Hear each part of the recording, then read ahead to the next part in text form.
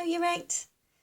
This video is to try and help you with solving inequalities, and it's a little bit like solving equations. I know some of you got a bit stuck with the Maths Watch task, so this is to try and help you. So pay attention.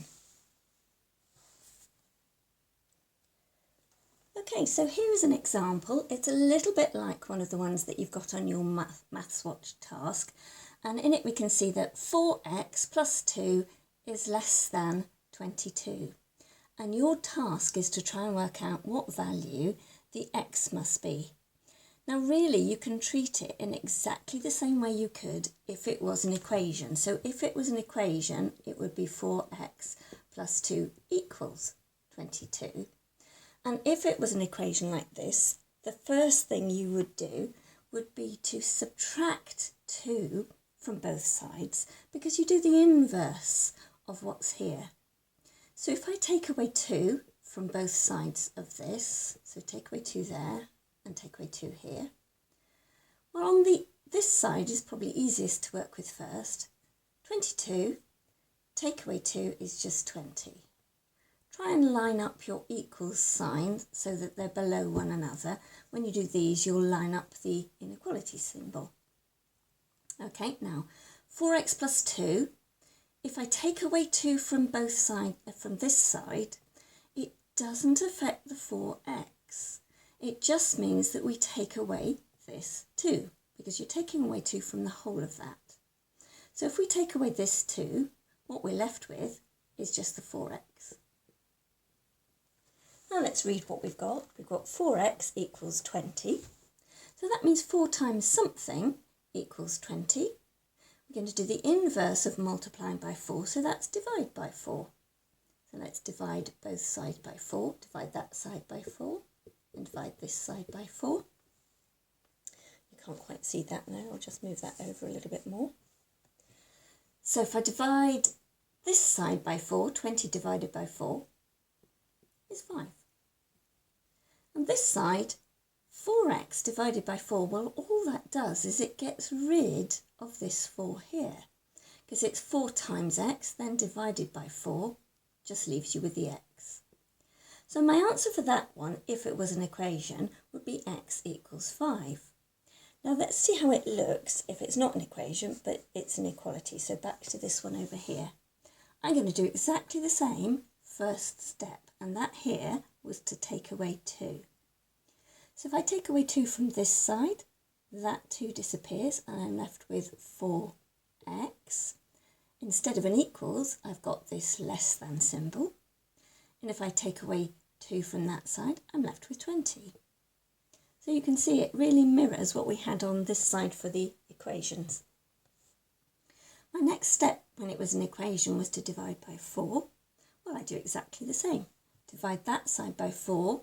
Here it gave me x. So there it gives me x as well. Divide this side by 4, it gives me 5. 20 divided by 4 is 5.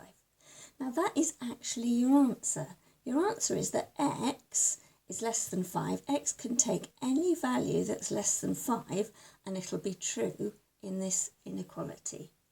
So let's just try it. So if x could be any number less than 5, so supposing x is 4, let's try x being 4 back into the original and see if it makes sense. 4 times 4 is 16. Add 2 is 18. Is it true that 18 is less than 22? Yes, it is. So it works. And you can try any value for x as long as it's less than 5, and it'll work in this original inequality. So that's how to do the first one. Let's just try one where we've got a dividing in it. So let's do x over 2 minus 7, and this time I'm going to do a greater than or equal to. It's greater than or equal to 5. Okay, and there's some a bit like this later on in the Maths Watch exercise. Now I'm not going to do it with an equation, I'm going to go straight to doing it with an inequality. Okay. You can, if you like, picture in your mind that it is an equation, and then that might help you think what you do first. Well, I'm going to deal with this take away 7 first. If it's take away 7 here, I've got to do the inverse of take away 7. So that's add 7. Now on this one, I'm going to write my steps down because I think it'll help you see what to do. Okay, so on the easy side, 5 add 7, well that's just 12.